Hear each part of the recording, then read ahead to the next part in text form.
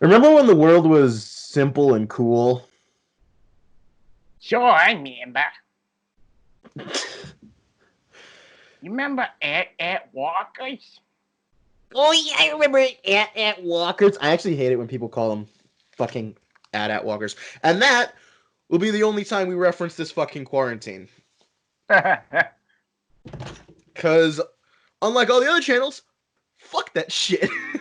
I don't want to talk about Hey, it. You don't want to talk about it. You're here for some nonsense. This is the show that we call. JohnJohn talk JoJo. Yeah, I got him to say it this time. Yeah. Welcome You want to back know to the that show that you want to know the like saddest part? what? This quarantine will probably still be going on by the time we upload these batches. Oh, 100%. 100%. Quarantine will still be in effect by the time this goes Oh, up. that's sad. Um, so welcome back, all like 100 of you that actually watch these. I mean, Out of 200. Your uh, little viewer no, no, count, no, whatever, no, gone no, up like no. 1,000. Like, look at how much the viewer retention. They're only staying around for the first like few minutes. Ah, shit. So Ah, whatever. What can you do? I don't mind. I make these for me, not for you. Even though I say I make it for you. selfish bastard. Yes, this is why we're Z-list YouTubers and not anything better. Mm, mm. I've started calling myself that now, and I feel like Z-lister. I feel like a douche every time I say it, but I can't stop saying it because it's funny. Yeah, Yeah. yeah.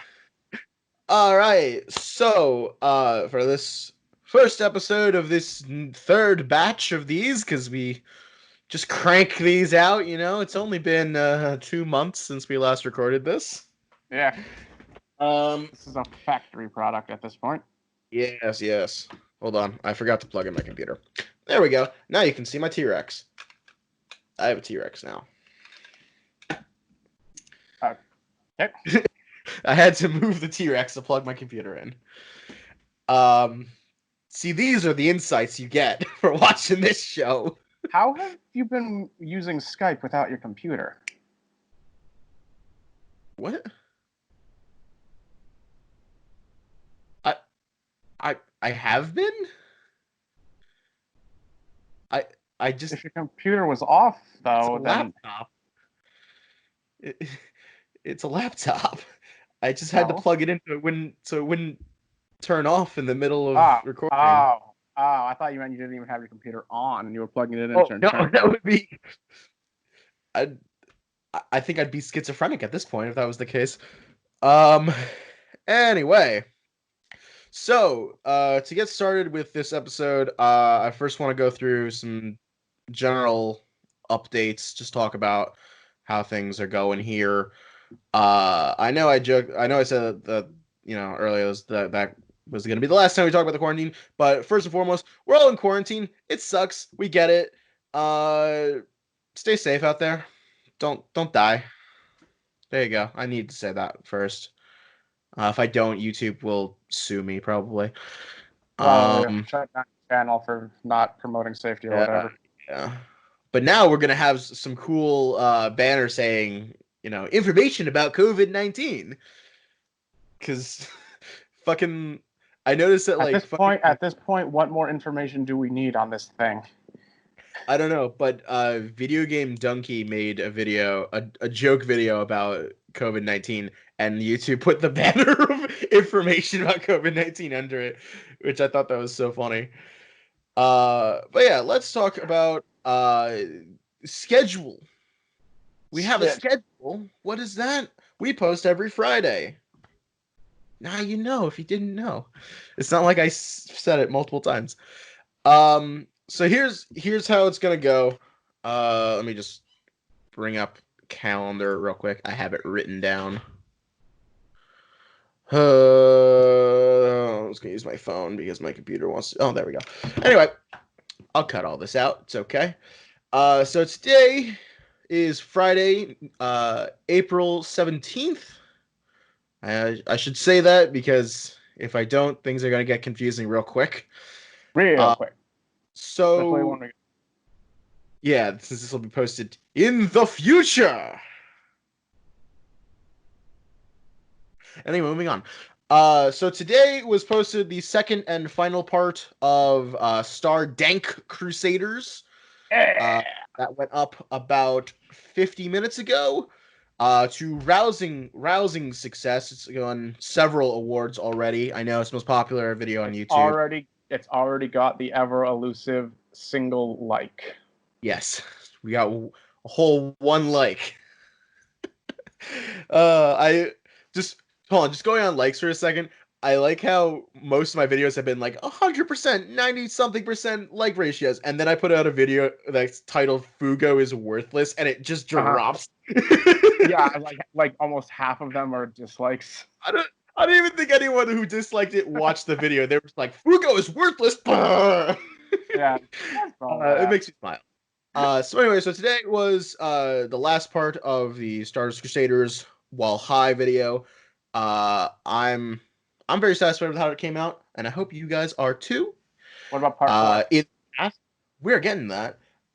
So next week is on the 24th, which for those who are Muslim out there, it's the beginning of Ramadan according to my calendar. So happy Ramadan to you all, because this is again in the past.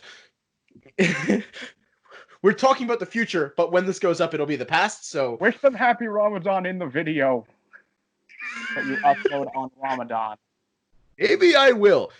So the Ramadan video, and it's not going to be the Ramadan video. The video that's going up on Ramadan. It is going to be a Star Wars video. I'm telling that to you, John. To everyone who's watching this, you probably already knew that because it's already been up for a week. It's going to be about Star Wars. Da, da, da, da, da, da, da. So that another video that's already won a bunch of YouTube awards. Already got a billion views. You know, everyone loves Star Wars, right? Right? That's No one been, hates Star Wars, least of all Star Wars fans. yeah. uh, anyway, moving on.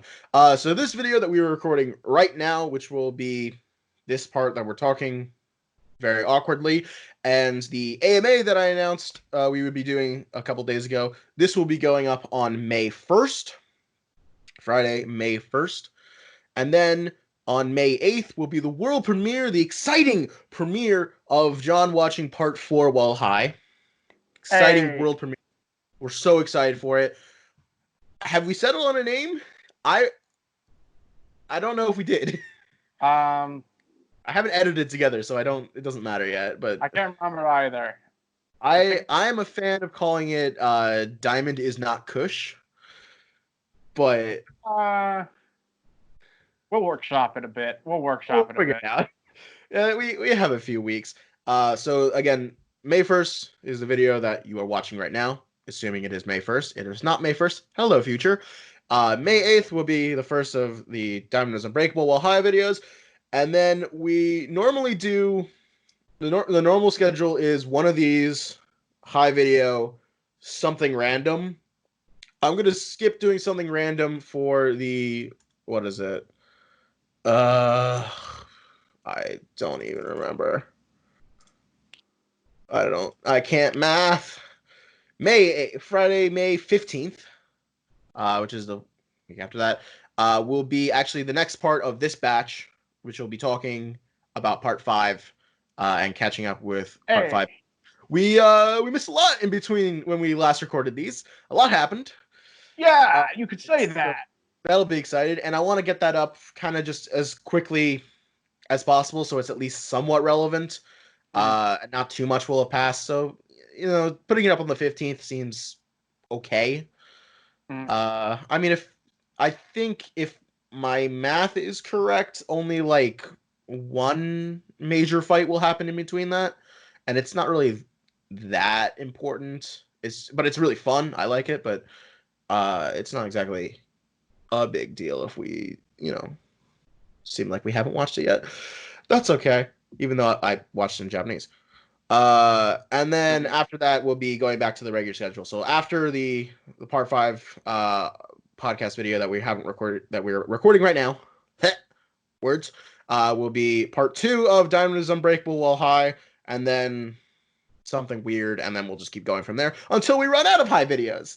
Yeah. It'll happen eventually, because we have to wait until part 5 is done for John to go back and do them. Yeah. And that's okay. But they'll be fantastic when we finally get to do them. Yes, it will. A lot of Yes. things that inebriated man can. Oh my god.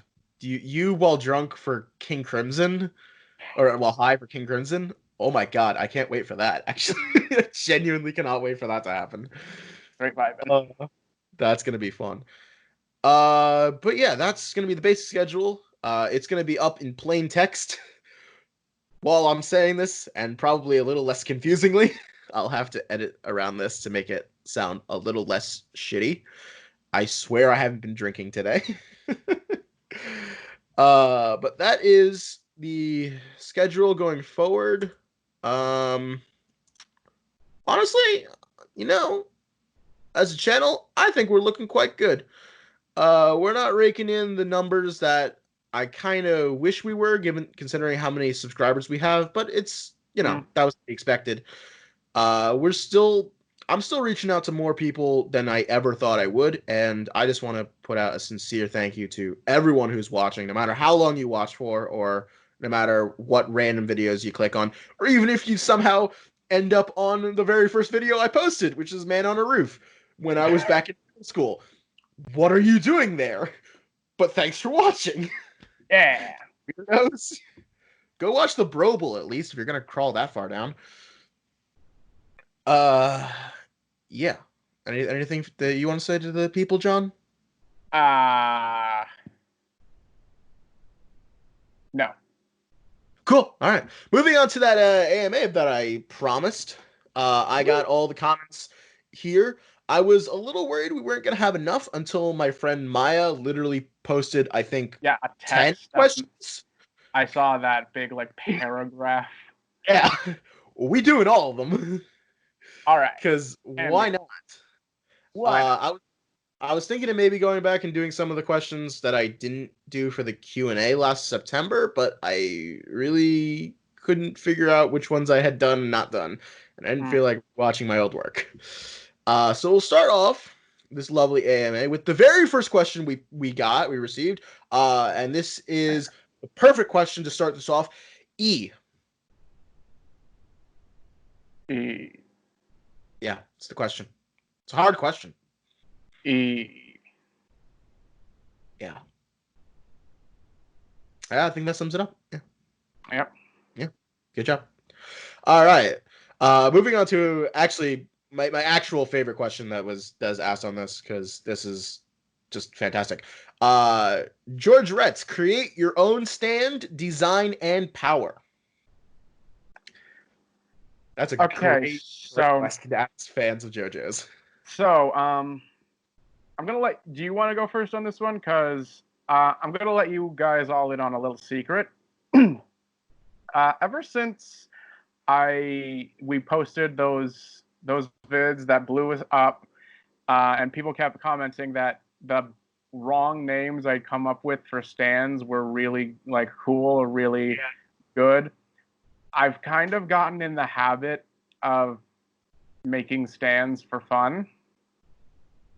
So I've actually brought 3 stands to the table today from my batch of about a dozen. Cool, I want to hear these.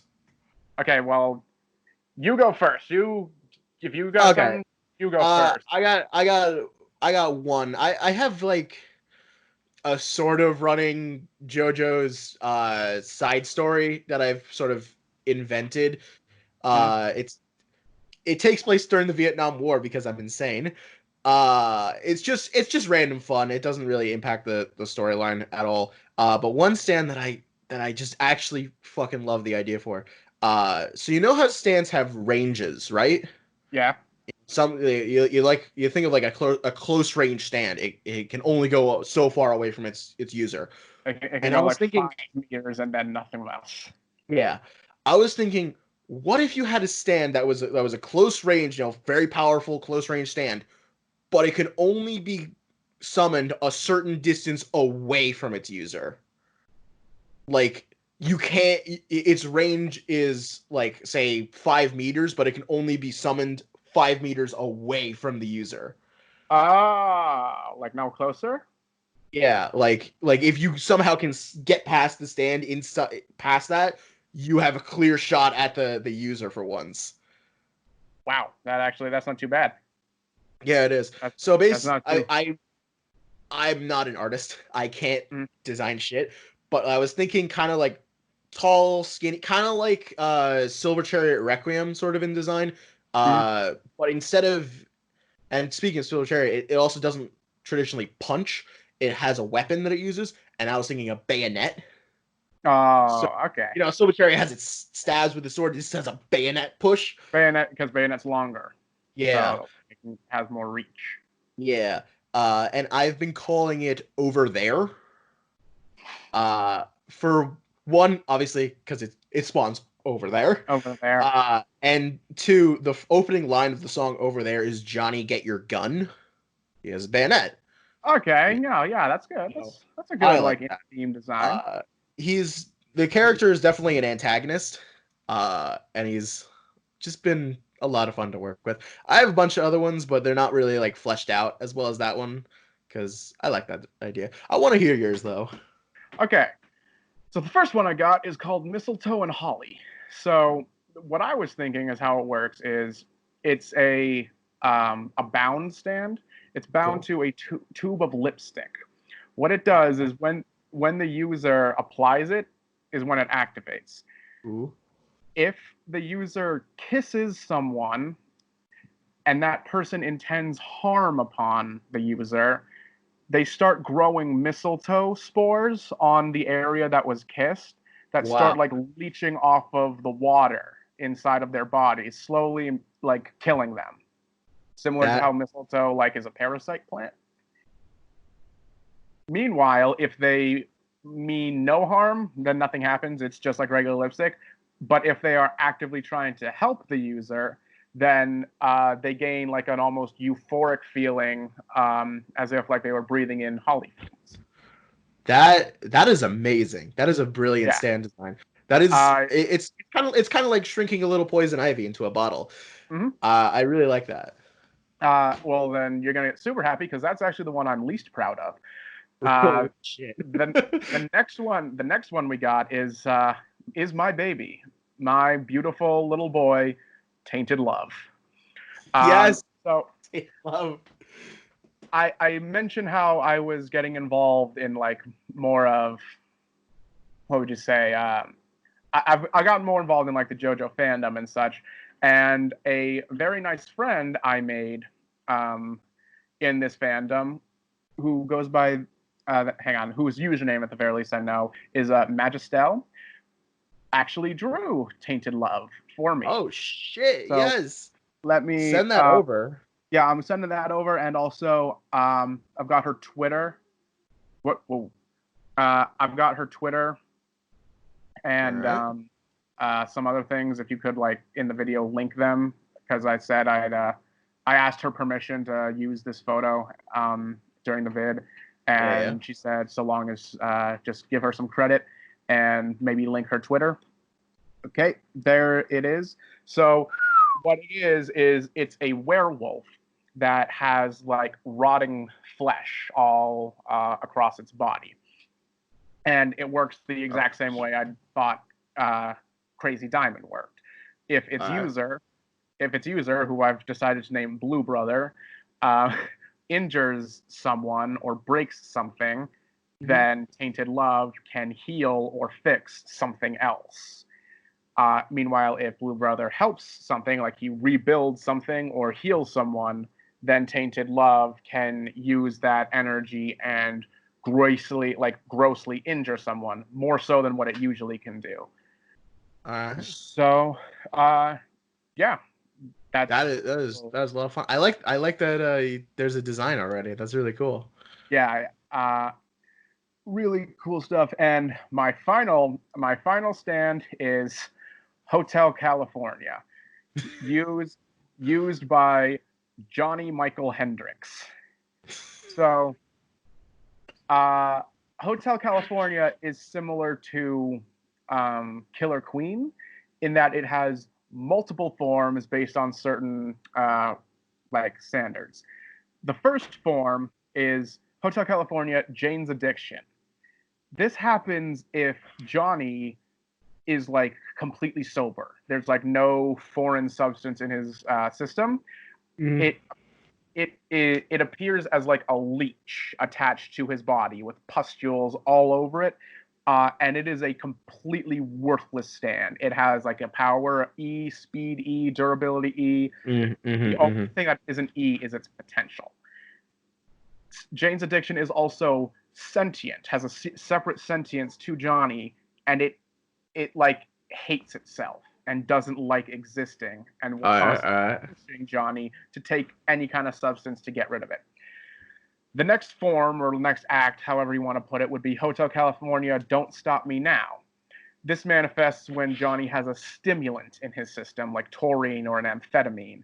It has an S speed and like an A range, though it's not very powerful, and has the appearance of a anthropomorphic hawk with a bullet train for a head. And unlike Jane's Addiction, this one has no sentience. It just does whatever Johnny tells it to do. No problems, no whatever.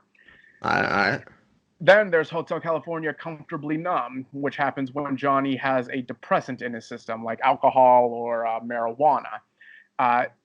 This time, it transforms into a 10-foot boulder golem that has the image of a bear on tank treads. It has terrible range. It like is stuck next to Johnny at all times, but it has A power and A durability. It can just swat everything away. And finally, there's Hotel California, Walking on Sunshine, which happens when Johnny has a lot of opioids, like Vicodin or morphine in his system. This one has like a very like general stat, like it's a good jack of all trades. Its main push is that like Jane's Addiction, it has a sentience completely separate from Johnny. And the shtick I was thinking with him, Walking on Sunshine, actually looks like a kind of like a clown businessman, just like brightly colored suit and stuff like that. And he's like an optimist, and he's really happy to be around. And I kind of thought a nice thing or a nice shtick for Walking on Sunshine would be the people or the other stand users around him like Walking on Sunshine, but they hate Johnny because Johnny's like a nihilist and he hates life. So they would keep Johnny around and hopped up on opioids just so that they could have Walking on Sunshine around. That's a really cool idea. Yeah, and those are three stands that I was particularly proud of, so brought them to the table. See, this is why I didn't bring up most of the other ones that I created, because they're not as creative as those last four that we just talked about. Like, I don't know, I have like one that's like, nuclear radiation, shit that just hasn't been done yet. Radioactive man. He's radioactive. That can't be good. But yeah, that's a fantastic question. Ask all JoJo's fans if they can create their own stand. What would it be? Because that's really just a fun. So this is one. I don't. I'll just read the question. Yeah. From Rayan, you never talked about Hierophant Green in your part 3 stand guessing video. Is this a running meme? Is this going to be a running meme just on this channel? It's a running joke. We forgot Hierophant Green. We have no idea what Hierophant Green is. I'll live with it. But seriously, what are your thoughts on the user and the stands itself?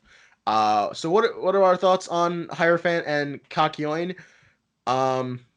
If I may, I love Hierophant Green. I think it's really cool. I like powers that allow you to deconstruct yourself, and Hierophant Green is really the first stand that was its shtick when it first shows up. It like deconstructs itself into little like worm things and jumps into bodies and possesses people.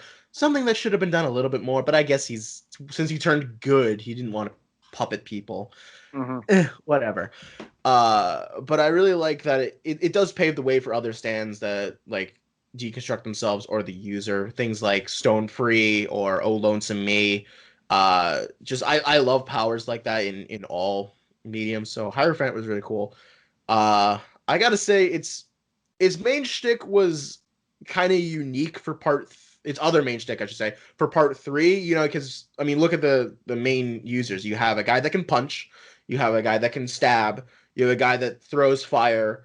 And you have a guy that throws vines. That don't I really. don't know. Joseph didn't really fight that much in part three. Let's be honest. He Yeah. thought his way out of a lot of problems. And then you have a dog which is made of sand. Uh, Hierophant Green is really unique because it literally shoots a projectile. It actually fires something. And it's definitely a range stand. I mean, Magician's Red, yes, but its fire has always been like close range. It doesn't fire that much except for that one attack, which is Mm. just. I mean, it's cool looking, but it's a very awkward projectile. Yeah, because it has a a shame massive hole just in yeah. its radius. It's just a giant unk on fire that he throws at Mm. people. It'd kind of be like if a Christian threw crosses at people. I That's mean, basically that's Castlevania right there for you. fair. Fair enough. I didn't think about that. Um, but yeah, that's why I like Hierophant Green. I'm sorry I didn't put him in the first video. I know people keep bringing it up, but like, here's the thing. I'll defend myself right now. We were gonna watch part three that night. We were starting part three that night. All right. Mm. I wanted to save a couple of surprises. You know, just a couple of things that like you didn't expect. So I didn't mention Hierophant Green at all for that purpose. I wanted Hierophant Green to be a secret. I was thinking of putting Tower Gray in, and then I was like, no, but Tower Gray, it's so great. I knew we'd at least get to Tower Gray. I didn't know how far we were gonna get. Mm. Uh, so yeah, I was like, yeah, it's gonna be a surprise. We're watching this tonight. We gotta save something for the imagination. Uh, it turned out well. And then Kakyoin, and Kakyoin's Kakyoin. He's Yeah. awesome. He's like the smartest Joe bro. I that's that's kind of the thing where I love Kakyoin, but I'm super disappointed in how little potential he used. Like he had some Yeah. of the more creative methods of beating Right? like enemy stand users, like when he went up against Death 13 or like the Lovers, like Oh my god, had yeah. some he had some real good things to him, and then they like take him out of the fight for a huge swath of the part, Yeah, they dump him for and almost half the season. then they bring him back just to kill him off. Yeah, pretty much. And so yeah, I love Kakyoin, and I'm really upset and disappointed how little they did with him. As for Hierophant, I feel like they could have used, like, I might have liked him more if they used him more, because Yeah. his main shtick being the Emerald Splash, like it's kind of a joke how uh, Yes, it really the is. Emerald Splash is basically useless. No one can Because flex the Emerald Splash. Not even 5 minutes later, gets deflected. Like yeah, it gets seriously? deflected, it gets dodged, it gets deflected again. Like I, this might just because it's been such a long time since I've actually seen part three. I don't think the Emerald Splash actually harms anyone to a noticeable degree. Like Uh, even in like the fights Kakyoin gets in where he beats a enemy stand user, it's like he was choking Death 13, which choked the user, and yeah. he was he kind of like directed Polnareff on how to handle the lovers. There was I no think attack. I think the Emerald Splash took out Tower of Grey. I think. Did it? Am I remembering that correctly? I thought that the thing was Tower of Grey was so fast that it like flew in between all of Yeah. the. Yeah, so no, I I might don't be think the remembering Emerald. wrong. I don't Oh, think the Emerald Splash actually did anything, and I think that's why the joke is constantly made so yeah. much, is because. It definitely didn't take out Dio, that's for sure. Mm-hmm. It Mm-hmm. was ooh boy. Yeah. Yeah. I mean that's such like an iconic scene, and you don't get that moment without Kakyoin. It's just Mm-hmm. you can't. and it's so cool, but it's also so tragic because that's the end of him. That's the last of him forever. Yeah. He's stone cold fucking dead at that point. He pulls out the 20 meter emerald splash, which is the coolest thing he ever does, and And then then, he's 1 foot in the grave by the time he pulls that thing out. I mean, It's hey, at least he went out with a bang. That's true. It was a bang. He blew up a clock tower. The Emerald Slash defeated a clock tower. Yeah. Hey, we found something. But yeah, there you go. Hierophant Green. We're fans of it. We just Yeah. I mean I can speak for myself. I like poking fun at the people that say that we forgot it. I like poking fun at Well, I that. I couldn't think have it's funny. forgotten it. I couldn't forgotten it because I didn't know Oh he yeah, you didn't existed. know it. You didn't even know it existed yet. Oops, I forgot it. No, I didn't. Whenever I still get comments, people say, you forgot Hierophant Green. And I always say, a what now? Huh? Mm. What are you talking about? I've never heard of this thing. Um, I'm just going to say it right now. A lot of these people had questions specifically for you, but because we're both Hey, named John, we're both going to answer it. So from hey. Oscar, what does John like more from what he's seen? Spin or Hamon? What do you like more, Spin or Hamon? Um, Now this is with the precipice or like the preset that I haven't seen Steel Ball Run like outside of a few images and like just a few clips. Yeah, That being sure. said, I like Spin a whole lot better from what I have seen as compared to Hamon. Simply Mhm. because if I know I might be a broken record on this, but I've put it on record that I can't stand Hamon because of how just generic it is.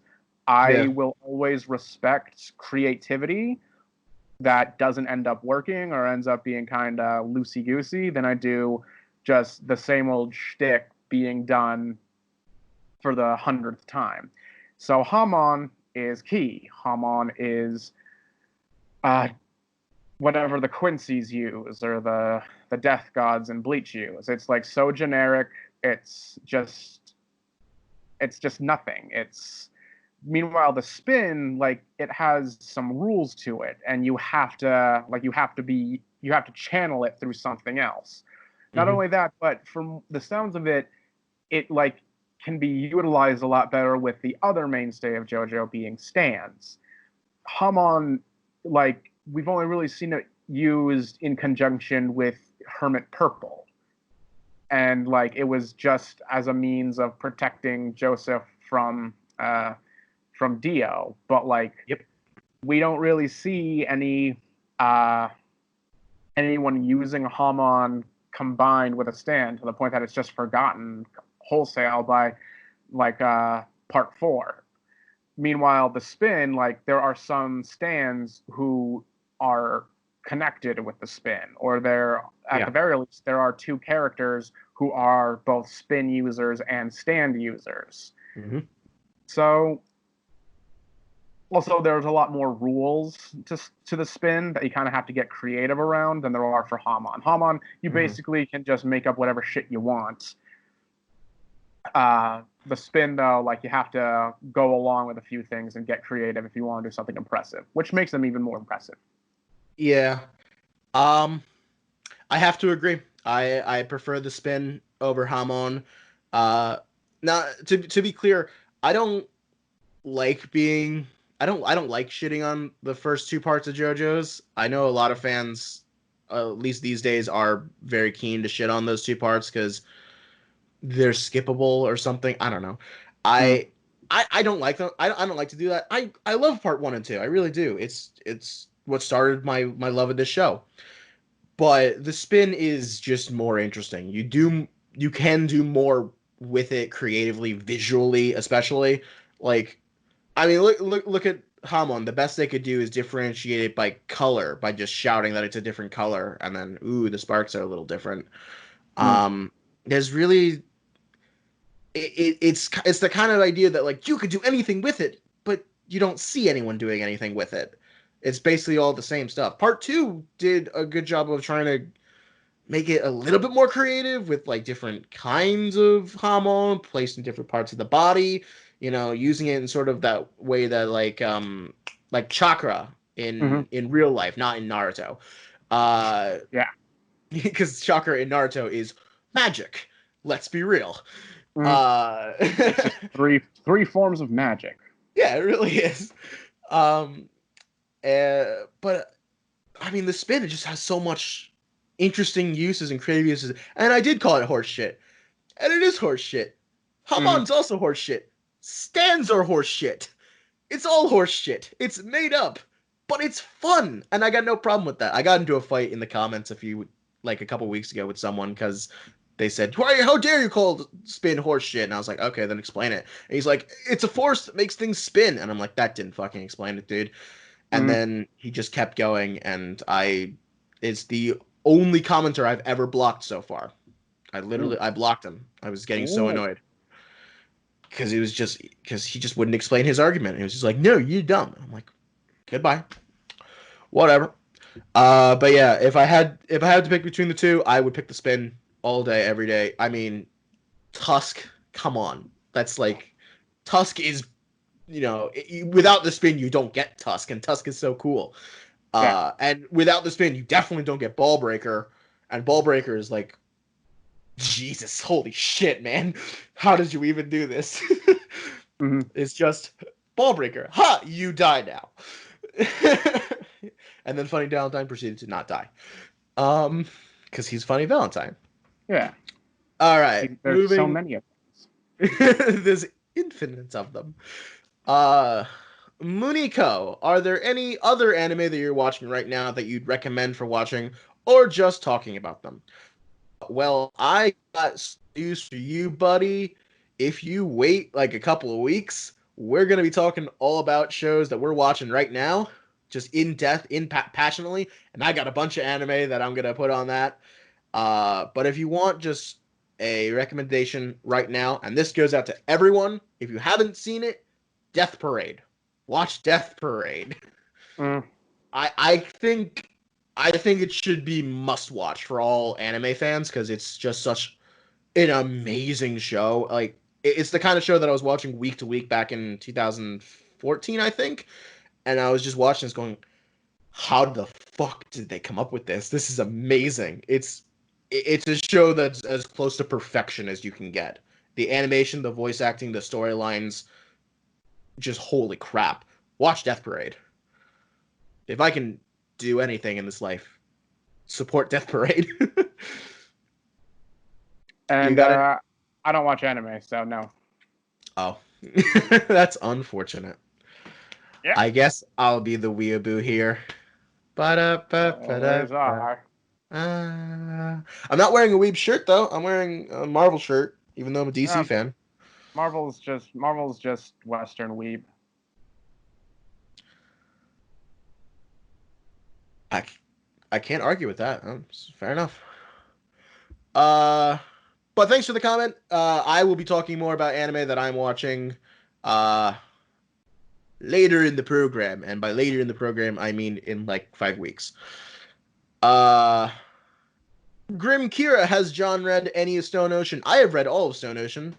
I love all of it except for the ending. I'm not a big fan of the ending, but that's okay. It's at least interesting. John, have you read any Stone Ocean? I've basically I've read like the first chapter, I guess you could say, but I haven't Yeah. really gone all that far. So like I know what's up with Jolene getting like arrested and like Yeah.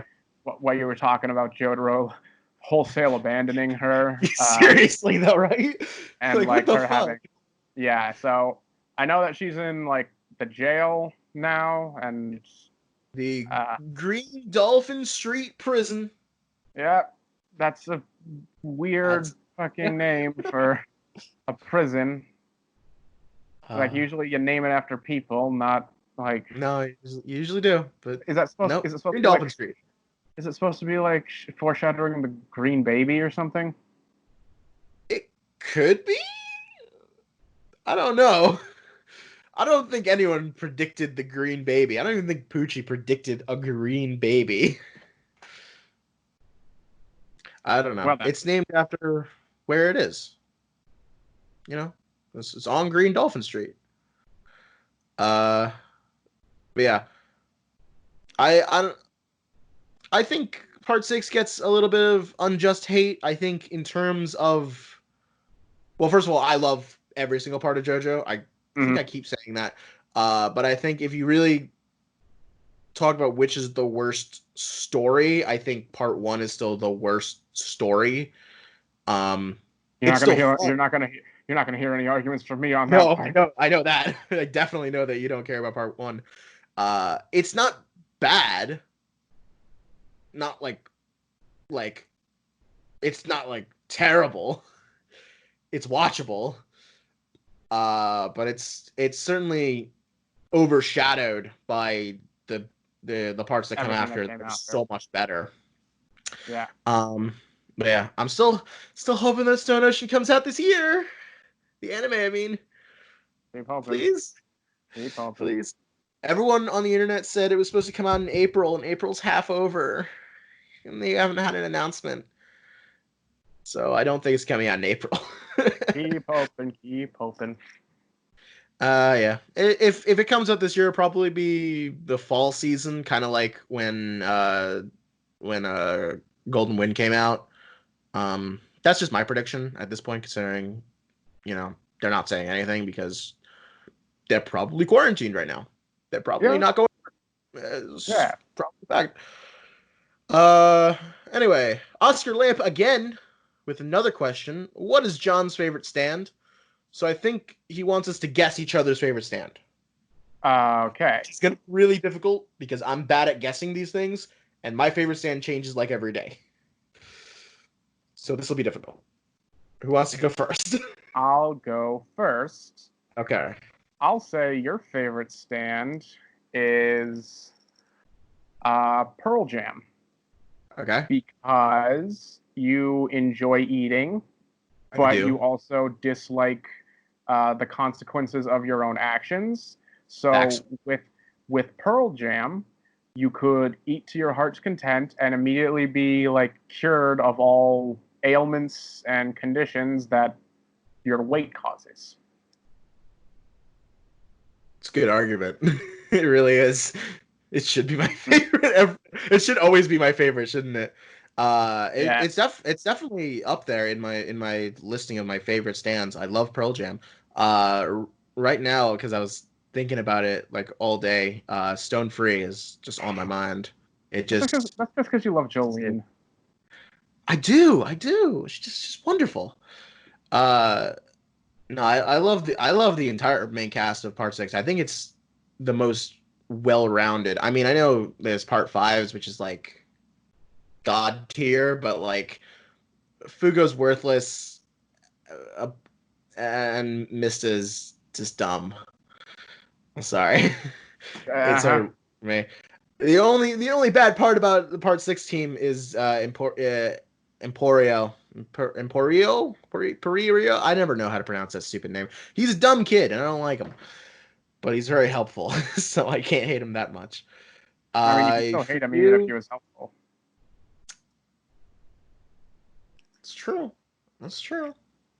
Hmm? For you, again, I'm very bad at guessing these things. I just go by what people say and not what they actually feel. So I'm a just blanket guess. I'm gonna go with Harvest is pretty high up there, if not your favorite, because I know you love your boy Sagechi, and you're very upset when he done blued up. Which I mean, I was too. So fair enough. I Am mean, I close? you got the stand right, but you got the reason Oh wrong. shit. You got the reason wrong though. Well, of course I got the reason wrong. I was just guessing based on the fact that you love Sagechi. That was my only clue. Yeah, I do. And but the real reason that I like love it is because it's so versatile with its range and like its swarming ability. Yeah, yeah. So like with Harvest, you could become rich You by could you like could become rich by just just very like slowly.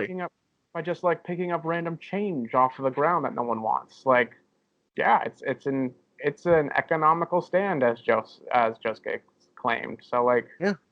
yeah, No, harvest. Yeah, I'm all for the harvest. Good shit. I can't believe I actually got that. Good work. I Good work. It's deductive reasoning, I guess. I don't know. But again, like I said, mine changes every fucking day. Tomorrow it'll probably be like, I don't know, some stupid like, I don't know, yo-yo ma or some nonsense. You know. It's a It'll be pissing rolling. stand. It'll be Rolling Stone. Rolling Stones. I don't love that stand, but that is we'll get there. I don't want to I really don't want to give away the epilogue of part 5 cuz that that epilogue's what ties the whole thing together. Okay. Because trust me, that this ending is it's cool, but it's disjointed. But the epilogue So it's makes it like all Return of the better. King. It's just Return of the King. I mean, kind of, except I had no idea what was happening during that epilogue when I last watched it. Okay. Hey guys, about to ruin my nerd cred here. I don't like Lord of the Rings all that much.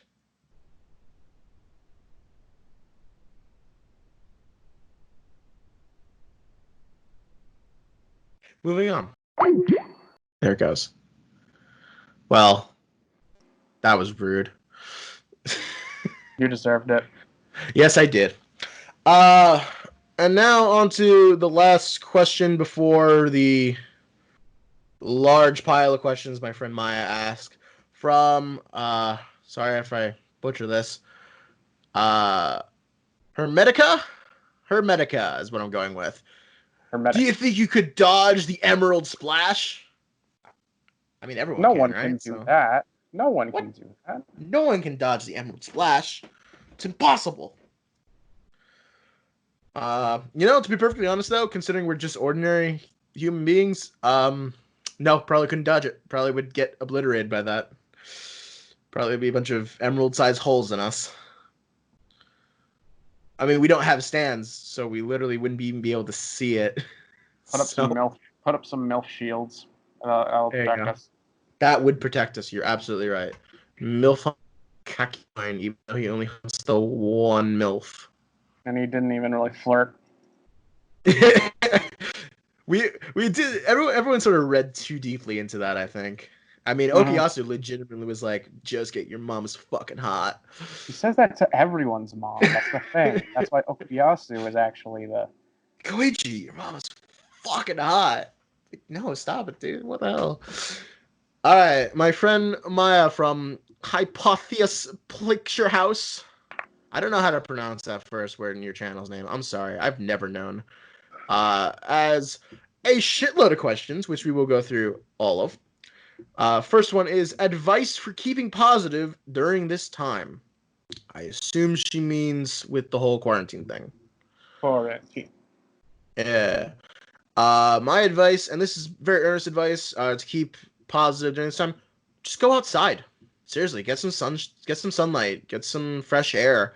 I've been editing a lot during this crisis, we'll call it, and I get frustrated a lot because I can't finish things, and even before we were in quarantine, when I got frustrated, I just go outside and it would make things a little bit clearer, a little bit calmer, and overall just better. We've been getting some pretty nice weather throughout most of the country, so I mean I can't speak for any of our foreign viewers if there are any. I don't know. Uh, but we in America have been getting pretty nice weather, so just go outside a little bit, get some fresh air. That's what I say. You?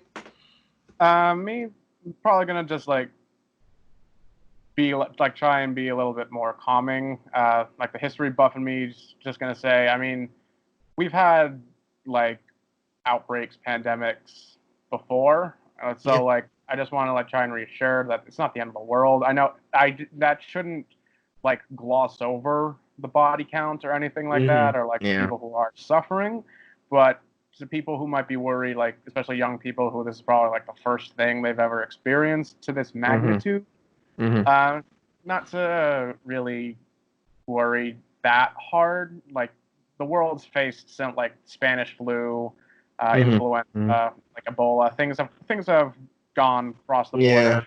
Didn't have a way to fix, and we still came out of it just fine. So yeah.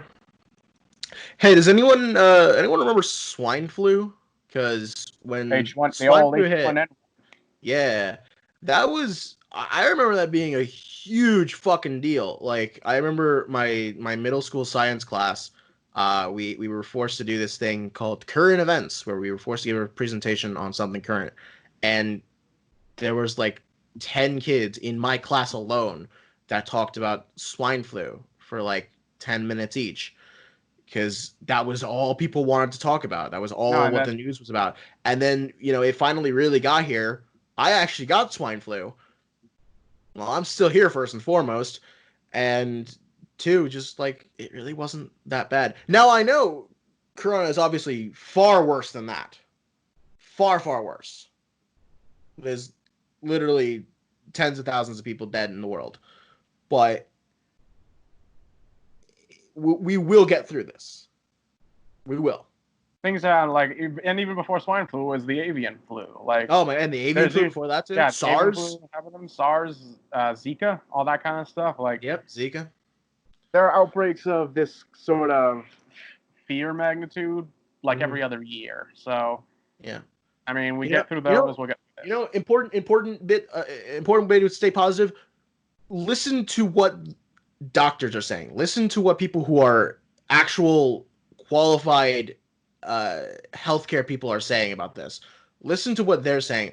Don't listen to the news.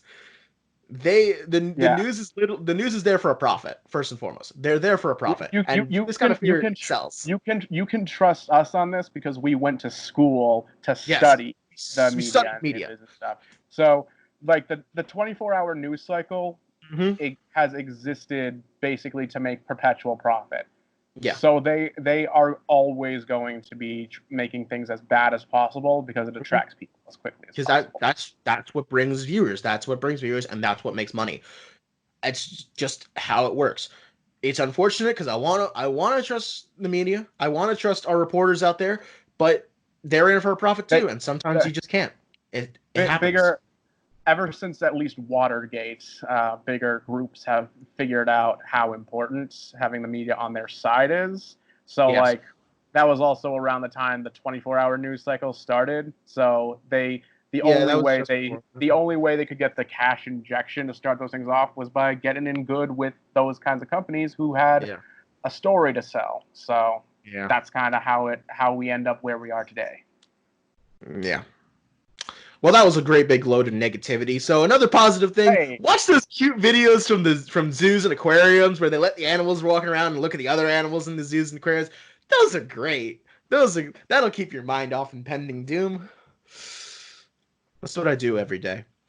Um, moving on to the next question that my friend Maya asked: best comedies, just very, very flat. Best comedies out there. For me, I don't know if this is like supposed to be comedy movies, comedy shows, whatever, but for Just me, anything. Smiling Friends has become like my new favorite comedy anything. Mm. It's a new cartoon on Adult Swim, and it was actually created by Psychic Pebbles. Do you know him from? He was one You of those. you told me about it, didn't you? Yeah, he's a new grounds artist. He Yes, already yes. got his start there. He's also part of like the Oni Plays network, and he like his brand of comedy like it translates so well. It's a pretty like it's a surreal concept. Like basically the general synopsis is there's a company that exists whose job is to make people smile.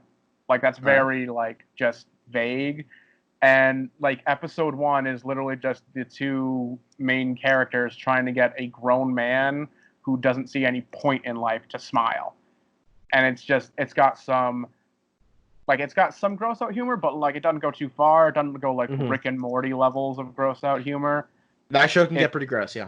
Yeah, and like it's really funny and really creative. And I it's one of the first shows in a long time that actually I found myself laughing at almost everything being said within quick succession. Mm. I'll have to check that out. That sounds like a lot of fun. Um, for me, for me the comedy is best when it's done quickly. I Mm-hmm. like a good fast pace with my comedy. There's very few comedies that are like a slow burn that I find really all that funny. Which is why I gravitate towards anime comedies because first and foremost, Boom, boom, Japanese boom. speaking, Japanese like talking is faster than English. It just Yeah. is because that's just how the language works. And so them doing joke after joke after joke is just this fast, fast, fast, fast, fast, and it's Yeah. amazing. So my absolute favorite comedy of all time is an anime called The Disastrous Life of Psyche K. Mm-hmm. It's just this really simple slice of life show where the main character is this all powerful psychic. Just his ESP abilities are world ending, but he's just trying to be average. Like he doesn't want to destroy the world, but he uses his power to basically keep to himself away from people. It doesn't sound funny when I say it out loud, but if you Mm-hmm. actually watch the show, it's just the pacing of the jokes. He doesn't speak at all. It's all inner monologue. So it's just all of his thoughts coming together, and the various crazy people around him that want his attention for some reason. Mm-hmm. Um, but I think what sets it apart the most out of other shows that I've watched like it is uh, it's jokes on nerd culture. So like, Of course. no, but here's the thing. Here's the thing. Like, yeah, you hear me out here Okay. because I know exactly what you're thinking. Most Mm-hmm. shows, when they do jokes on nerd culture, it's by people who don't actually know nerd culture. They just feel It's like, it's that's a video game trope. it's Big Bang Theory basically. It's Yeah, Sheldon on Big exactly. Bang Theory. If you've seen Big Bang Theory, I'm pretty sure the people who wrote that show had never read a Oh no comic no book, never no played a no video no game. the writers of the show flat out have said they've never seen an episode of Doctor Who, never watched Oh any Christ like Almighty! sci-fi. Like Ugh. Sheldon was a character who constantly brought up like Doctor Who references, and it was Mhm. never anything more than the skin deep because they never watched a single episode. Yeah, it's a complete fail. But the Disastrous Life of Psyche K, at least from the manga, the mangaka is clearly a nerd. He's Mm-hmm. clearly played these video games because his jokes on video games are so cuttingly accurate. Just like shit like save states. Jokes on Uh-huh. save states are so good. But I think the best one, because it hit me so personally, was an episode that I've currently only watched in English. And even in English, the show is really funny. And it was about card games. It was about trading card games. You love your magic. I have played so many trading card games throughout my life. I am just surrounded by cards everywhere from my various Mm-hmm. collections of games. I've played Magic. I've played Yu-Gi-Oh. My obsession for the longest time was a game called Buddy Fight.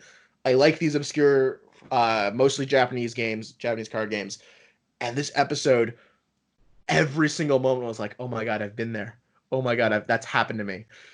Like the one guy who just opens a pack and it's like five ultra rares, like shit that's like super rare, and you're sitting there like, oh my god, I paid for those. Uh-huh. I paid actual money for those, and this lucky bastard pulls it in a free pack. Like I've literally been there watching that happen. I've literally there's jokes about dead draws and scooping, and I'm like, I've I've lived that. That Mm-hmm. is part of my life, and it's so It's relatable and top. so funny. It's a topical thing. Hmm. It's he. It's like the creator actually played some fucking card games and wasn't just making some random shit up. Yeah, It's yeah. it feels genuine is what I'm trying to say, and that's what puts it over the edge. It has the pacing, it has the wacky characters, but because it can relate to me as a nerd without insulting me, Mm-hmm. it's it's so much fun. All of it is currently on Netflix. If any of you want to watch it, it's a joy. It really is. Uh, yeah. So that's my favorite comedy, just ever. I got my brother into it, which was a treat because it's hard to get my Oh, brother nice. into anything. Though he's become quite the weeb himself. He's obsessed with Hunter x Hunter. Like I don't even know where this came from. Just all of a sudden, he's just watching Hunter x Hunter constantly. I like me some Hunter x Hunter, but it's not my favorite shonen. Uh, Next one. Where do you get your comedy short film inspiration from? So, This is all you, buddy. I don't make short all films. me. So, I'm here's just gonna how. sit back and let you. Here's how it worked. Okay, I watch a Explain. thing. I go, oh my gosh, this reminds me of another thing. Pen, pineapple, apple, pen. Like it's just that's it. That's my comedy. I see a thing. I think, oh, that's another thing, and then they're together now. That's all my comedy has ever been. That and saying weird shit. That's where I get my inspiration from. Saying weird shit. Uh... All right. all right, moving on. You can actually answer this one. What is your favorite film of all time?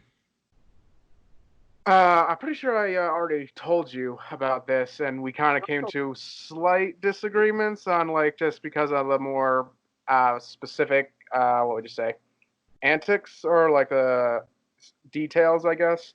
This is all subjective, so like Well, we never. yeah. So I mean, so just putting it out there, favorite all time is Human Centipede 3, a masterpiece of Right, we cinema in had. every I degree. forgot about that. Wait, what? I forgot we went over this. Yeah.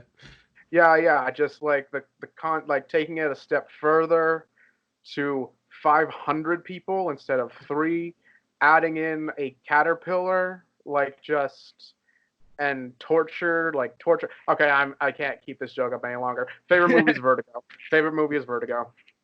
Yes, we did talk about this specifically. Uh, I am not a big fan of Vertigo, but that's just me. Mm. Clearly it's just me considering how popular it is. Uh, but yeah, I'm not gonna, especially not here. I'm not gonna stomp on you for saying it's your favorite film. Oh That would yeah. just be rude. My favorite film, and this has been my favorite film for almost 7 years now. It was almost 7 years when I first saw this movie. The Way Back is still my favorite film of all time. Mm. It is the first film that uh, really touched me as a person. That really motivated me to want to work in film and actually make something myself. Because I had been like making short movies for years before that movie came out, and they were like cute, and, like yeah, you're having fun, but like that movie really was like, this is art, and I want to be a part of this. Yeah, yeah.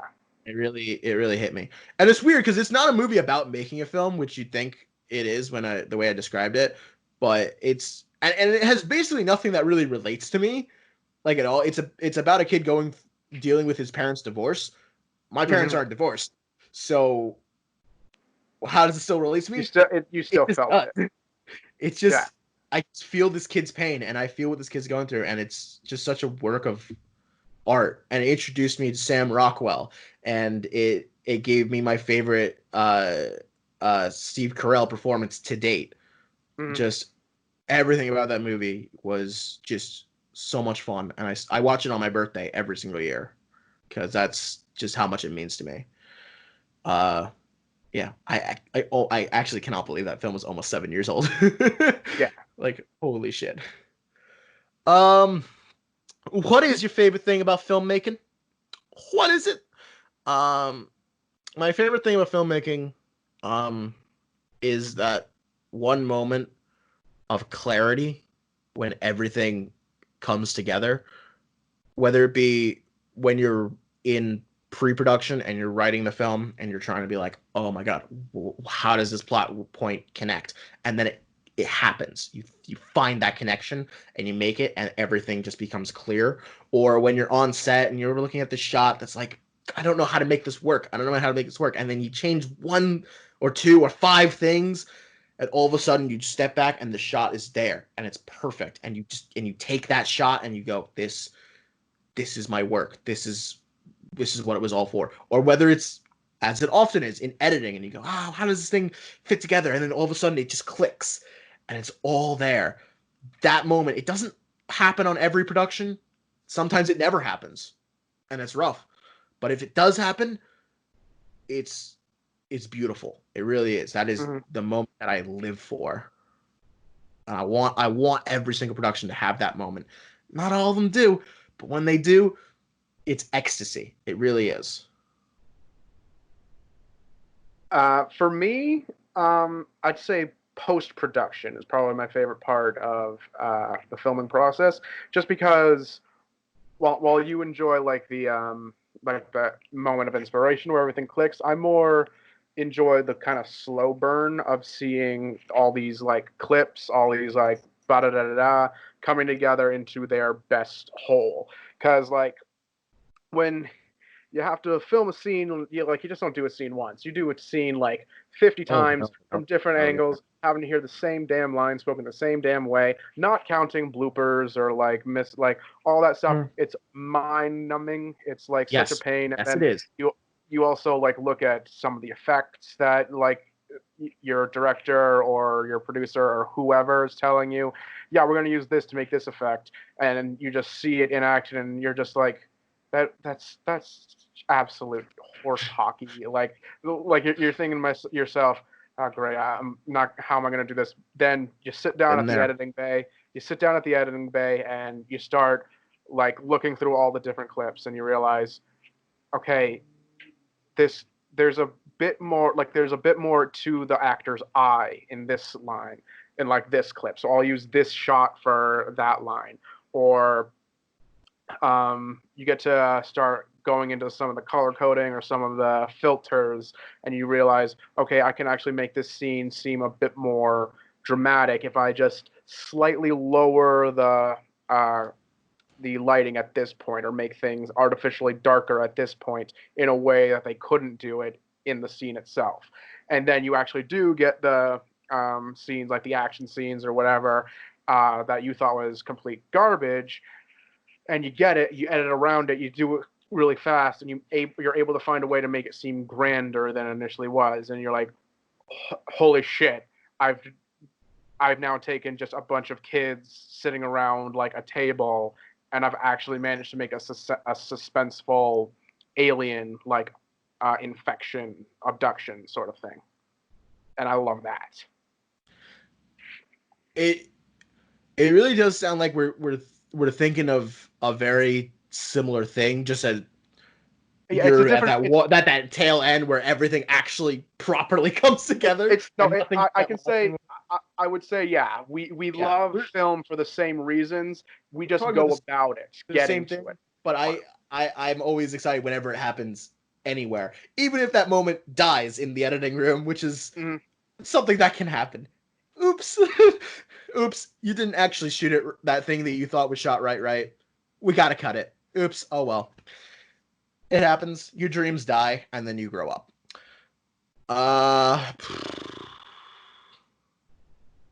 Uh, oh God, this is a very similar question to what was asked before. What do you do to get inspired?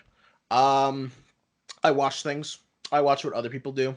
I watch just anything and everything I can get my hands on. Someone sends me a short film and I watch it and I go, "Oh my gosh, I want to do something like that." And then you get inspired, or you read something, or you see something in real life, or you hear something in real life, and that's inspiration. That's just where inspiration comes from. I for me, my brain. You guys have seen how my brain works. Yes. Literally, it will just be I'm sitting somewhere, my brain's going a mile a minute.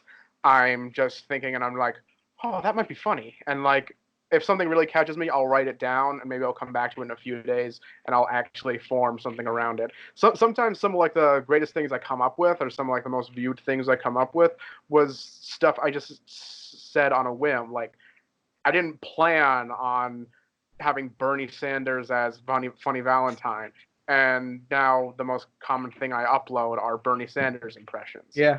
Which you should Interestingly all enough, be for me watching, by though, the way. yes, go and They're funny. but yeah, so that's how I get inspired. I just let things happen. That's fair. Uh, I would say the same thing, but I have an awful memory, so if I don't write it down immediately, it's gone. So I don't rely on my brain very much, but that's okay. We all function differently. Uh, Anywho, oh, this is a difficult question. Awesomest thing you've ever seen in life. Awesomest. Trademark. I have seen a panda. That's pretty awesome. I was real close to a fucking panda.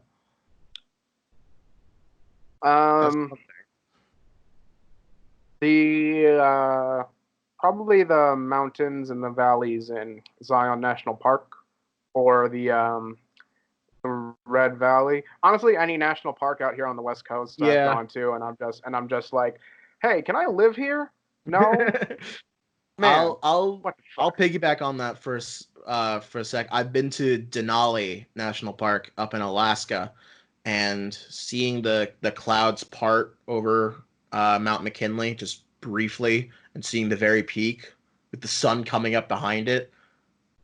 That is the definition of epic. I can't say I've climbed it. My friend of mine has climbed a glacier in the park, but he has not climbed Mount McKinley. And neither have I. Those are pretty awesome things. I've also pet a manatee. That was pretty awesome. An awesome thing I've done. I've actually pet a wild manatee. It's a real thing. Most relatable memes. Usually one's about suicide, ironically enough. For me, any meme that has a vibrating image with just a word on it. I like those. Those are fun. No, just a fox's eyes glowing in the picture frame with just swirls going around, and it's just beans. Those are just funny. There's nothing to it. It's just funny. Can't describe it other than it's funny. Adults will never understand. All right. I actually really like this question. Most fascinating part of history to research. I will say, it is the modern era. And when I say the modern era, I mean post World War II, and I cut it off at the dawn of the internet, which is the late 90s. I know most people would cut it off at 9/11, which is fair, but I like to say the actual dawn of the internet, because that completely changed everything and how we communicate.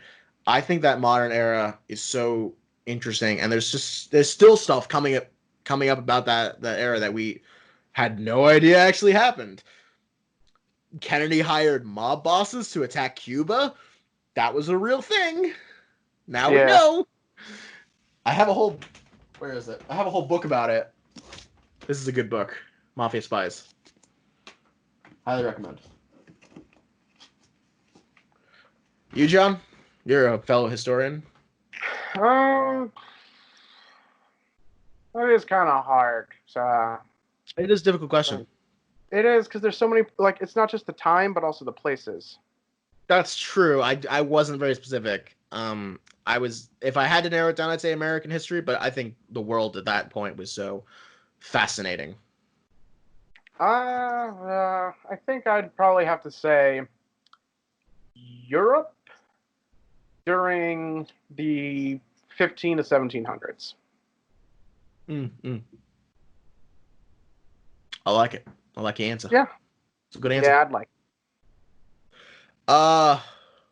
Funniest? That's the word. Funniest set experience. I got a couple. Regale those ones, because I've never actually had a funny set experience. They've all either been things. No, I've done funny things on set, but I was reprimanded horribly for them. Oh. Really? I mean, taking your shirt off and rubbing it on Rico's car? You weren't reprimanded for that. I mean, that was encouraged. Okay, if you're gonna bring up those kinds of things. I mean, one of my stories was so. No, I mean, yeah, you go for it, but really, I guess all the funniest set experiences I've ever caused involved me taking my shirt off somehow. Yeah, yeah, that's kind of true. It's funny when you take your shirt off. What can I say? So John and I did a show back in college called Quinnipiac Tonight. It was a sketch comedy show. I've definitely mentioned this once on this channel. It's still going, even while under quarantine. They're doing their best. Um, I've watched a few of their segments recently. They're actually really good, even though they have to do it, by webcam. Uh, and what was it? It was 2017,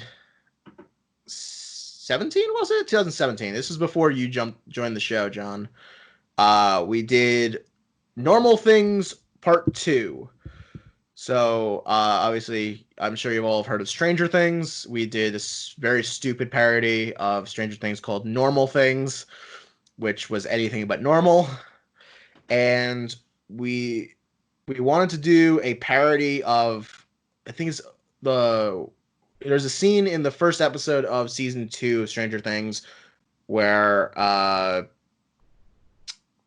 I don't remember his fucking name. Bob, that was his name. Has sex with one of the lead characters in the back of a store. Um, they wanted me to play Bob and one of our then associate producers to Hmm. be that one. Because she played her in the first one. So mind you, I had never had sex before and still haven't. So I was Okay. being required to do a fake sex scene, having no idea what I was doing, in a public bathroom with multiple cameras on me, and our executive producer and our associate producer just staring and laughing at us. That was the most awkward thing I've ever done. I don't think I don't think I can top that ever, but it was funny, and I look back at it and I laugh at it. And the other one I got is from my senior capstone production, a film called Alone. I wore a shirt for Alone on the last one we did. Uh, it just says Alone on it because we're great at designing shirts, man. Fuck you. Uh, I didn't say anything. Alone. What do you want from me? You shook your fucking head. You know what you said. Alone. I'm gonna get some flack for saying this, aren't I? Because I'm pretty sure some of my group members actually watched this. Uh, Alone didn't turn out the way we wanted it to. Let's Hmm. just say that. There was some. We made some bad calls. There was some bad things happening. We yelled at each other a lot. It was not a good time. We decided to film over the course of 1 week. Bad idea, but effective. And it was halfway during the week. I was absolutely miserable. I was just barely keeping it together. We were shooting in an antique shop at kind of late at night. Uh, I had been waiting over an hour longer than I was supposed to for our crew to get there, never mind our cast to set up. And we were just trying to get shit done. And all of a sudden, our casts start breaking out. Well, in between shots, admittedly, not like they were ruining our what we were doing. In this weird like commercial, it was just improv, and it was just eventually the line came up to it's a dildo shop. Oh no. And so we just it, it was stupid humor in a time where we all needed stupid humor to Hmm. laugh and to get through this very difficult time. So it was very amusing and it was very memorable. And it's on camera somewhere. I don't know where it is. I think on the DVD that we made. I don't know. I haven't pulled that thing out in a while. Um, yeah, it doesn't sound funny at all now, does it? No, not really. Uh, It might also be because I'm desensitized to the whole dildo joke, given that yeah, Quinnipiac Tonight that's had true. That's true. it was made up of 70% dildo jokes. Yeah, I blame Rico. Anyway, uh, yeah, it was a funny time for us because we were all absolutely miserable. Except for our camera operator, because he didn't give a fuck. And now he's a pilot. So Good for Well him. Uh, Making a complete turn into left field. Favorite childhood toy? I had a little Simba toy from Mm. one of the like Broadway production of Lion King, Oh, wow. and I really liked it because it was so different from how the rest of my toys looked. Nice. It had like a traditional like African style to it that I didn't Oh, okay. Okay. I didn't know at the time that's what it was, but I just kind of saw it and I was like, wow, I really like this. And so, Um, I don't have a lot of my childhood toys with me anymore. I have a lot of new toys. I just I buy Legos still. I I just find that fun. Um, I had an obsession when I was like I had to be 5 to 6 to 7 years old, with the series, the toy line Rescue Heroes. Does hmm anyone remember that? Do you nope, remember that? No, nope. really? They were pretty popular in the early 2000s. I mean, basically they were superheroes, but they were like firefighters and medical officers and policemen, shit like that. Emergency workers that were heroes, you know, Mm. that sort of thing. Much like they are. Pay them better. Anyway, um, those were the toys that I really liked and really looked for whenever we were in a toy store or a Walmart or something like that. Uh, yeah, that's probably the toy that I remember the most as a kid. Um, in a similar vein, something that was generally on your birthday wish list as a kid. Uh, do you got something? Well, that's kind of the thing. Birthdays really weren't the gift giving time in my Oh, really? household. Christmas was actually more that. That's fair. My birthday is usually less than 2 weeks after Christmas. So when my extended family, would go and buy Christmas gifts, they would usually go, "Oh, let's get John a birthday gift too." So my big thing for birthdays was always like video games. That's when I remember all the video games that I still have getting for my birthday. Uh, stuff like that. That was really the only thing I ever really. Actually, come to think of it, I don't think I ever asked for anything for my birthday. I occasionally ask things for Christmas and such because it's like a gift giving and you're supposed to like ask people what they want. I never asked for anything for my birthday. These days I usually just stay in my basement and stay away from people. Yeah, try to avoid people on my birthday. Yeah. Um, but yeah, is I always remember like Christmas is toys and then birthday is video games because they were like right next to each other and so they were always separated. That's just how I remember it. Funny throwback memory. Um, Throw it back. there was so given my move, I've been learning Spanish a lot more, Oh, cool. just as a way to communicate more with people around me. Um, and an interesting thing about some of the culture out here on the West Coast, Hispanic people and Native Americans will refer to each other as cousins. Yes. Um, like even yeah, and the Spanish word for cousin is primo. So when natives and Mexicans or any sort of um, like that area of North America, the southernmost tip of North America and South America, Yeah. um, like come and visit, they'll like refer to them as primo, primo. And I was driving um, through Arizona with my fiance, and I was like, "Oh, you want to go visit the?" I wanted to say you want to go visit the primos, like the cousins, and just like stop by a small like reservation area in Uh-huh. Arizona. I was like, "Oh, you want to go see the pendejos, the pendejos?" And for those Oops. who don't know, pendejo is Spanish for dumbass. So I asked my fiance, "Would you like to go see the dumbasses?" Oops. Oopsie. Uh, that's funny. I was just thinking about it probably a couple of days ago, and since Maya, you actually asked the question, you'll definitely remember this. I have a short film that's still on my channel. That was a 24-hour challenge called the Brobel. Uh, Short premise: God is a bro. That was the joke. That was the whole thing. It's 8 minutes long. Yikes! uh, You got to know when to end a joke. well, it was required to be 8 minutes long. And my friend Justin wrote it. And if you watch this, sup, dude. He's crazy, but he's also really good at pacing his jokes. So it really didn't feel that long. Um, that 24-hour period was memorable for a lot of reasons. First and foremost, my first car accident.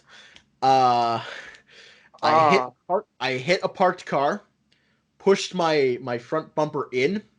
The other car had literally no damage on it. So I was like, oh, well, that's fine. No one will notice.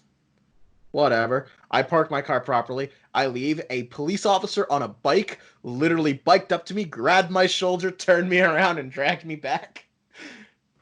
And I was given a summons to go to court for hit and run, even though they were like, I don't even have to like get this repaired. There's nothing to fix. It's some scratches that got buffed out at a car yeah. wash. So that was a time.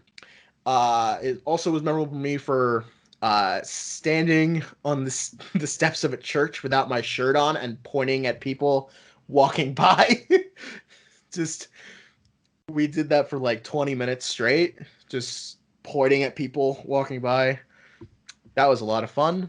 It was the first time I dyed my hair, and only time I've dyed my hair actually. We used some easy washout hair dye spray on stuff to turn my hair gray. Oh, Uh, nice. so that was a lot of fun. I'm actually very proud of that video. It's still really funny. We it's written in the description. We got second place. Ooh. Like they were, let's say, so we finished it. We turned it in. I think we turned it in like a half hour early. We were done quick because we were very happy with it, and it was the first one that the judges watched. And as we were leaving, we hear some people laughing really loudly from their room. And we're like, huh, I wonder what they're watching. So we leave and we come back for the screening, and they're going in order that they received them, and then they get to ours, which is like Mhm. third, and they're like, let's save that for last. And we were like, what the hell, what did we do? And so they get to us last and they played it. I shit you not, the entire audience was busting a gut.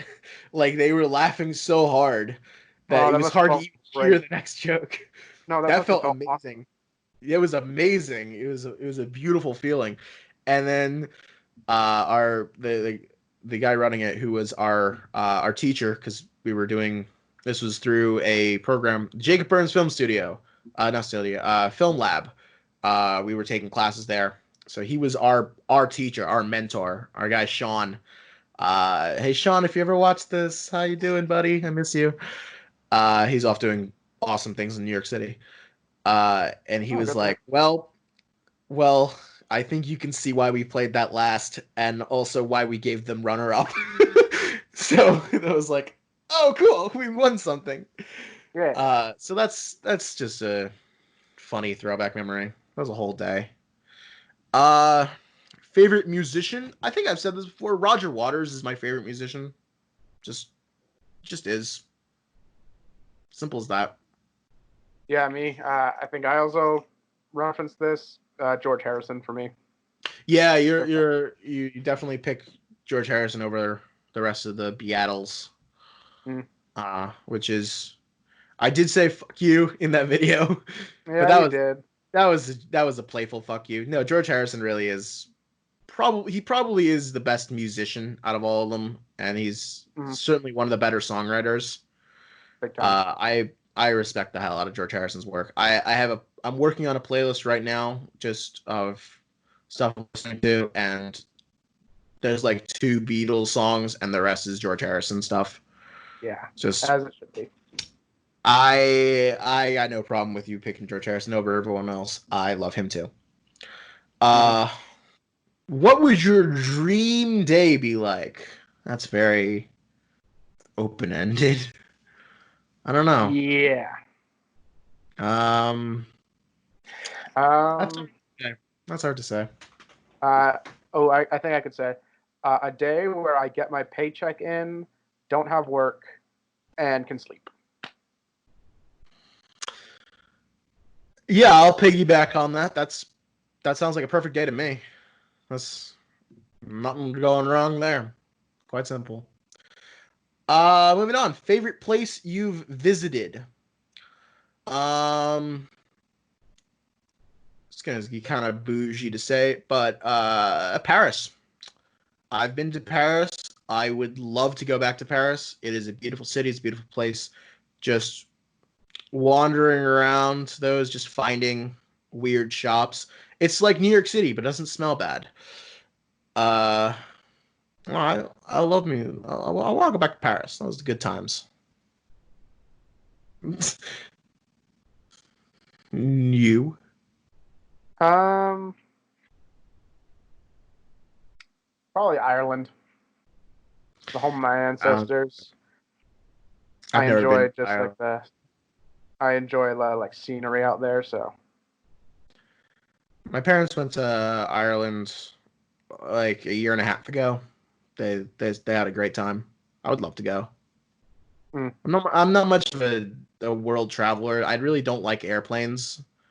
Um, so I'd avoid them if I can. But you know, if there's a lot of places in Europe that I actually really want to visit because there's a lot of like just interesting monuments and historical sites that I like am obsessed over that I would love to visit. I'd get on a plane for that. Sure. And the very final thing, what is the first thing you want to do when this quarantine is over? Go to the cinema. Oh my god, I miss going to the cinema. As soon as it opens again, I'm going to the Alamo Draft House. I swear. Go to a national park because those are closed up too. So I'm probably gonna go there and like go for a bit of a hike. That's equal fair. Well, that's all the many questions that you all have asked for us. Mainly my friend Maya. Thank you, Maya, because now this video is definitely over an hour long. Hey, that's okay. I don't mind. I'll put up whatever. Um, but before we move on to actually talking some JoJo's, even though we talked a little bit of JoJo's in this, there was something I wanted to mention at the beginning of this that I forgot about, but What's that? I remember something. All right, so my friend Jake, who I have mentioned several times on this show and has been on my channel numerous times, pictured here. He is a Twitch streamer. He's doing decent enough for himself, I suppose. I really don't know how to track Twitch success because I've never used the platform myself. Um, and he has just yesterday actually busted out some merchandise. He Merchandise. has he has hats, he has shirts, he made a bra, and then quickly took that down, which is very funny. And we told him that he should definitely buy the bra and wear it and put it on stream, just cause. Uh, and I kind of busted his chops a little bit because it's like, hey, you only have like an average of 5 viewers per stream. Who are you selling this to? Like, there's no one watching. But it was his decision. He's calculated the risk. He did the research, and I respect his decision. And it got me thinking about merch actually, because I mean we have a decent number of average watchers. We have a decent sort of like I wouldn't necessarily call them a fan base, but a loyal watch group. Um, and I'm just gonna Loyal to what? propose it out there to you all. If we were to make some merch, would you buy it? because I wouldn't just put up merch if I didn't think people would buy it. And also, what would it be? I, I can't draw, but I have like a couple of ideas that I could do on my own. I have no merch The ideas. one have two. One you're not gonna like because it's just where's Hierophant Green. That's the shirt. It's just a shirt that says where's Hierophant Green. Perhaps with Hierophant Green in silhouette with a question mark over it. Where's Hierophant Green? When Hierophant Green isn't on the screen, people should be asking, where's Hierophant Green? Green? And the other one, which I think you will actually like, it would be a picture of fun with just the caption "It climbs." Is Yeah, that is still neat. my favorite line from all the videos that we have done. It climbs gets me every fucking time, and I love it. And I would wear a shirt of fun that said "It climbs." Would you? I don't know. Leave it in the comments. Have you gotten this far? This video is like an hour and a half long now. Oops. So yeah, it just got me thinking about merch. I don't like the idea of doing merch, to be perfectly honest, because it feels like Neither do I. I'm not doing this to make money, and it kind of feels like I'm scamming people because it's not going to be like super high quality or anything. Mm. But you know what? I'm gonna say it right now. If the people want it, I'll do it. If the people want me to do something, I mean, I make this for me, but if the people want me to do something, I'll do it. It sounds like a good idea. But I need people to say it. I don't want to be like, I'm not gonna just leave a comment and be like, hey, like this comment if you would want merch. I need people to actually say that they want merch, that they would actually pay money for stuff that has things that we have said on it. Mm-hmm. So that's that. That's this video. Epic pause.